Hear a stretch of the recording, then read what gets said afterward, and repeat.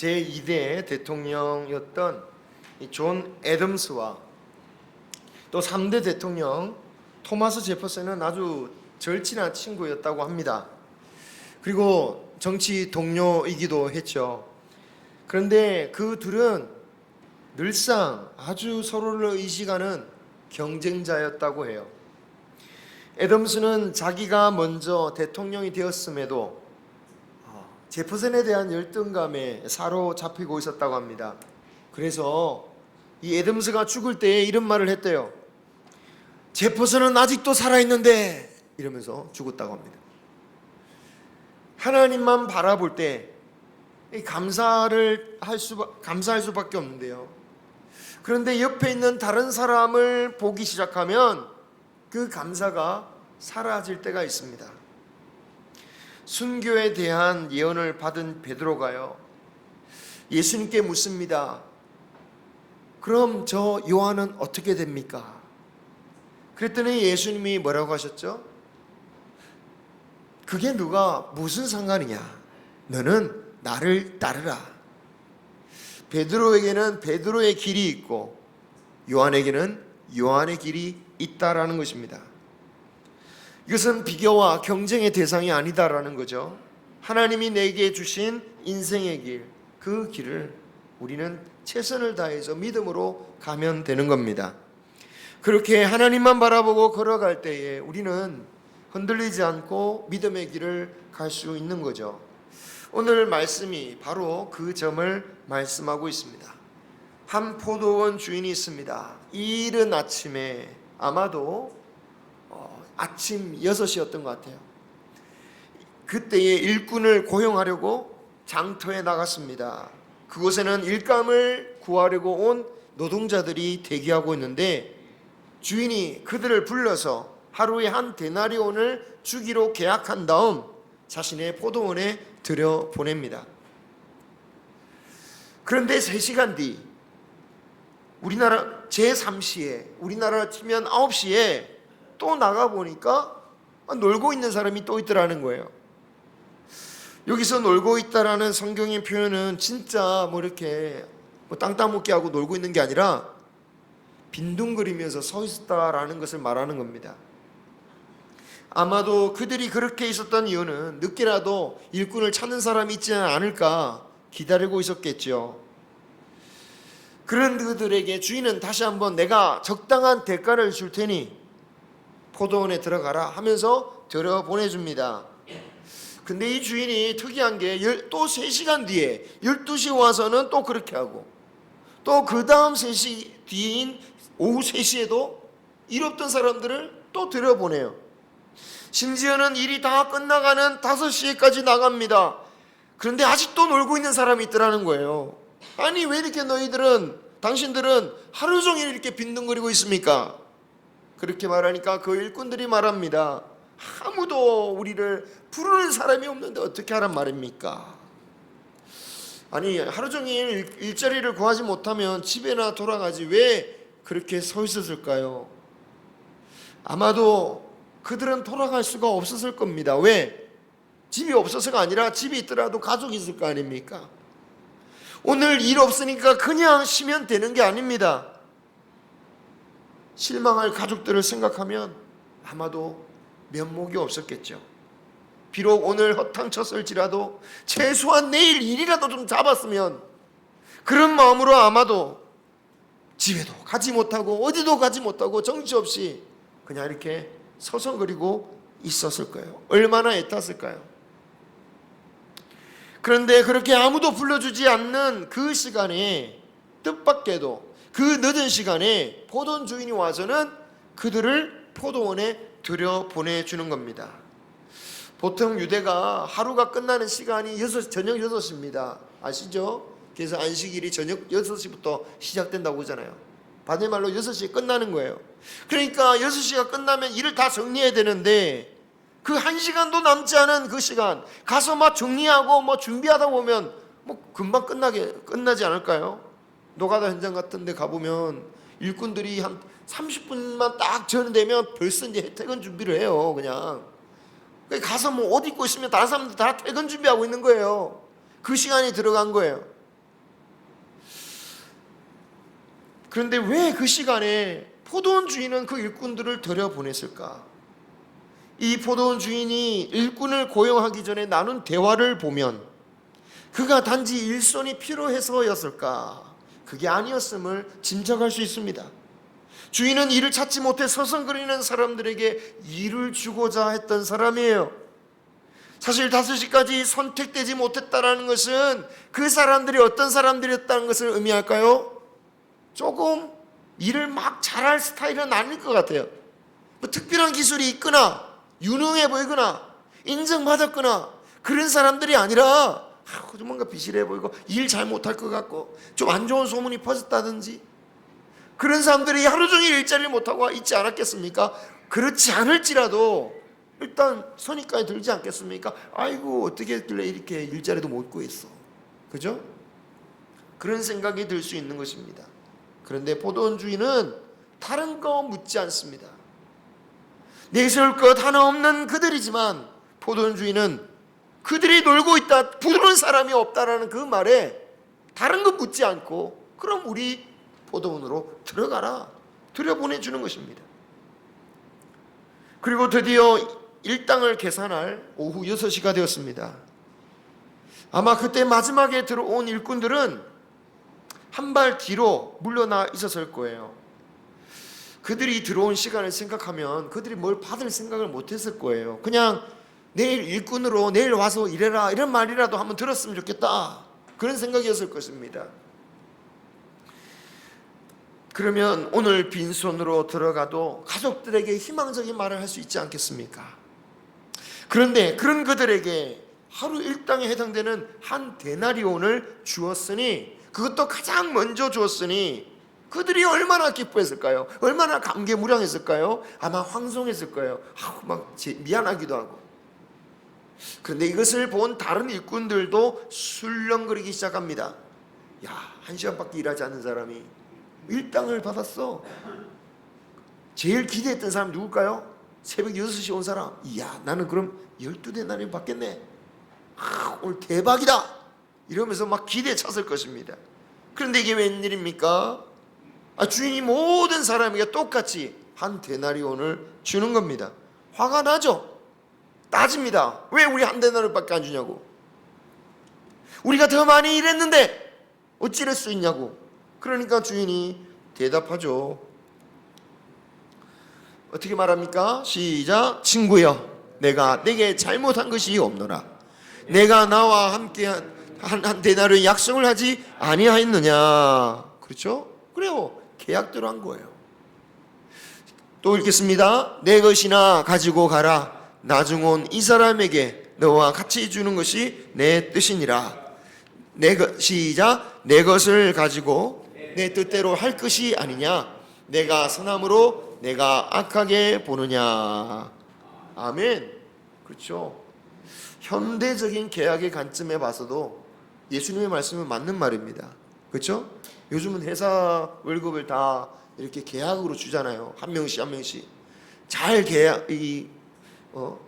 말한 사람은 많이 받는 것이고, 자기 이것을 주장하지 못한 사람은 적게 받는 것이고, 똑같은 일을 한다 해도 계약대로 줄 사람은 정당하게 주었고, 늦게 온 사람들은 주인이 자신의 긍휼대로 준 것일 뿐이기에 불평할 이유가 전혀 없다. 우리 하나님이 바로 이 포도원 주인과 같은 분이시다라는 거죠. 하나님께서 우리를 일꾼으로 부르신 것은 그 목적이 무엇입니까? 긍휼을 베푸시기 때문이에요. 긍휼히 여기셔서 우리를 이용해 먹으려고 부르신 것이라고 오해해서는 안 됩니다. 달란트 비유에서 그런 오해로 인해서 일하기를 거절하여 쫓겨난 종이 있었죠. 그는 한 달란트를 맡긴 주인의 의도에 대해서 매우 안 좋게 생각했습니다. 주인이 가만히 있으면서 돈을 벌려고 하는구나. 그래가지고 땅에 그냥 한 달란트를 묻은 다음에 돌려줍니다. 하지만 주인이 달란트를 맡긴 것은 종들에게 더 큰 것을 맡기기 위함이었습니다. 다시 말하면 복을 주기 위해서였어요. 5달란트나 2달란트 남겼던 종들은 더 큰 것을 맡게 됩니다. 주님께서 우리를 일꾼으로 부르신 것도 우리와 우리의 가족을 복되게 하기 위해서 부르셨다라는 것을 우리는 기억해야 됩니다. 그러므로 우리가 주님의 일꾼으로 부르심을 받았다, 이것에 대해서 감사해야 됩니다. 우리가 주님의 일에 참여하는 것을 통해서 주님은 우리에게 복 주시기를 원하셔요. 심지어 그 종이 일할 기회를 놓치고 또 놓쳤다 할지라도, 다 끝나갈지라도 그 오후 5시에 부른 것처럼 다시 일할 수 있는 기회를 주시는 분이 우리 하나님이십니다. 여러분, 5시에 부름받았다라는 것을 우리의 인생으로 환산해 보면 한 몇 살쯤 부름을 받은 것일까요? 한 12분의 1 정도로 생각해 보면 90세, 100세 정도 되는 거 아니겠습니까? 이 나이에 무슨 일을 하겠어? 이런 마음을 가졌다 할지라도 아니다, 이래야 된다라는 거 말씀하는 것입니다. 비록 늦었지만, 과거에 허송세월을 많이 했지만, 아니야, 괜찮아, 지금부터라도 할 일이 있다라는 것입니다. 하나님께서 우리에게 생명을 주셨다라는 것은 우리에게 할 일이 있다라는 것이죠. 누구든지 일하라는 것입니다. 그런데 우리가 일할 때에 주의해야 할 일이 있습니다. 그것은 하나님의 주신 은혜만 바라보라는 거예요. 하나님이 나에게 주신 일이기 때문에 하나님을 바라보며 기뻐함으로 일을 해야지, 내가 일을 하면서 다른 사람 바라보면서 비교하면서 이러면 안 된다라는 것입니다. 나보다 더 어려운 일을 하는 사람도 있고 더 쉬운 일을 하는 사람도 있습니다. 보수가 많은 사람도 있고 적은 사람도 있습니다. 이걸 보면 안 된다라는 거예요. 일하는 것 자체가 축복이고 그 일에 대한 열매가 있다라는 것이 감사한 것이기 때문에 일 자체를 감사로 받아서 기쁨으로 일하라, 이것이 하나님의 뜻인 것입니다. 혹시 섭섭한 마음이 들 때 내가 원래 어떤 존재라는 것을 우리는 생각해 봐야겠습니다. 우리는 은혜가 필요한 존재였습니다. 주인이 일을 시켜주지 않으면 아무 일도 할 수 없는 존재입니다. 생명과 건강과 기회를 주지 않으면 우리는 아무 일도 할 수 없는 겁니다. 늦게 온 이가 먼저 온 이와 똑같은 대우를 받았다고 해서 먼저 온 사람이 은혜를 덜 받은 것이 아니죠. 애초에 일꾼으로 부르심을 받았다라는 것 자체, 그것이 우리에게 은혜요, 감사한 일입니다. 우리는 포도원 주인의 허락 없이는 그 포도원에 들어가서 일할 수가 없는 것입니다. 하나님의 은혜가 없으면 성가대도 못하는 것이고 헌신하지도 못하는 거예요. 그래서 일꾼으로 뽑혔을 때는 어떻습니까? 처음에는 기뻐하며 감사로 일했어요. 야, 오늘은 일할 수 있겠구나, 그렇지 않습니까? 여러분, 오늘은 일할 수 있어. 그런데 일하다 보니까, 시간이 지나다 보니까, 다른 사람 바라보니까 내 기쁨과 내 감사를 잃어버리고 불평과 원망하는 생각이 들기 시작하니까 그때부터는 내가 이미 받은 은혜가 더 이상 은혜가 아니더라는 거예요. 내가 마치 은혜 받지 못한 사람처럼 스스로를 여기게 되는 것입니다. 은혜를 받았으나 마치 은혜를 받지 못한 사람처럼 되어버립니다. 주님은 이것을 이렇게 표현하셨죠. 16절인데 같이 읽겠습니다. 시작. 이와 같이 나중된 자로서 먼저 되고 먼저 된 자로서 나중되리라. 아멘. 여러분, 지난주에 말씀 혹시 기억나시는지요? 지난주도 비슷한 부분 있었죠? 그죠? 똑같은 말씀이 있었습니다. 19장 30절이었어요. 시작. 그러나 먼저 된 자로서 나중되고 나중된 자로서 먼저 될 자가 많으니라. 여러분, 기억나시는지요? 지난주에 이 먼저 된 사람이 누구였습니까? 부자 청년이었습니다. 부자 청년이었어요. 그리고 나중된 자는 누구를 가리켰습니까? 제자들을 가리켰어요. 부자 청년이 왜 먼저 되었다고 나중된 사람이죠? 누가 봐도 하나님의 사람이었습니다. 누가 봐도 구원받은 사람이에요. 그런데 모든 것을 버릴 줄 모르니까 어떻게 되었습니까? 결국 나중된 자가 된 거예요. 부자 청년만 못했던 제자들이 예수님을 보고 우리도 주님, 우리가 주님을 다 믿고 이제 다 모든 것을 버리고 주님을 따랐습니다 라고 하니까, 그래, 나중된 너희가 이제 먼저 되었다 라고 하신 말씀이에요. 부자 청년에게 나중되었다라는 의미가 무엇이었습니까? 영생에 들어가지 못한다라는 뜻이었죠. 그죠? 영생에 들어가지 못하는 자가 되었다는 것이 나중되었다라는 자의 의미였습니다. 무서운 뜻이었어요. 그런데 이 무서운 경고의 말씀을 이제 은혜를 잊은 일꾼에게 하신다라는 것에 대해서 우리는 깊이 생각해야 되는 거죠. 특히 이 말씀은 주님을 따르는 모든 제자들, 특히 자신의 모든 것을 버리고 주님을 따랐습니다 라고 하는 제자들에게, 그 부자 청년의 사건 이후에 우리는 따랐어요 라고 말하는 그 제자들에게 바로 하신 말씀이 이 말씀이다라는 거예요. 앞서 제자들은 어떤 사람이었다고 했습니까? 나중되었지만 먼저 된 자들이라는 평가를 받았습니다. 그러므로 우리 자녀된 우리 모두가 다 나중되었으나 먼저 된 사람과 같습니다. 원래는 어린아이와 같이 무가치하고 존중받을 가치가 없는 사람들이지 않았습니까? 심지어 지금의 모습을 봐도 그런 모습이 있지 않습니까? 하지만 주님의 긍휼하심으로 불림을 받아 주님의 제자 되고 주님의 일꾼이 되었으니 이제 우리가 먼저 된 자가 된 거죠. 일꾼이 되었다. 그 부르심을 받고 주님의 일을 할 수 있는 먼저 된 자가 되었던 것입니다. 그 부르심을 받고 일을 할 수 있기 때문에 우리와 우리의 가족이 살 수 있는 것입니다.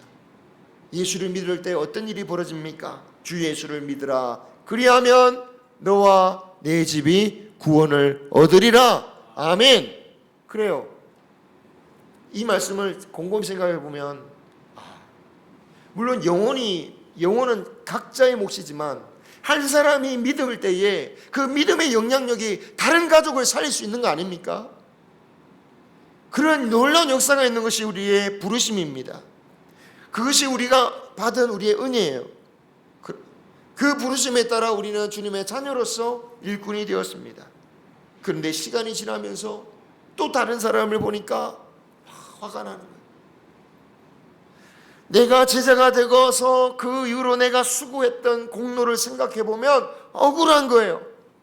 그러다 보면 나중되어서 먼저 된 이 제자들 사이에서도 먼저 온 자가 나중되고 나중된 자가 먼저 되는 일들이 벌어지더라라는 거예요.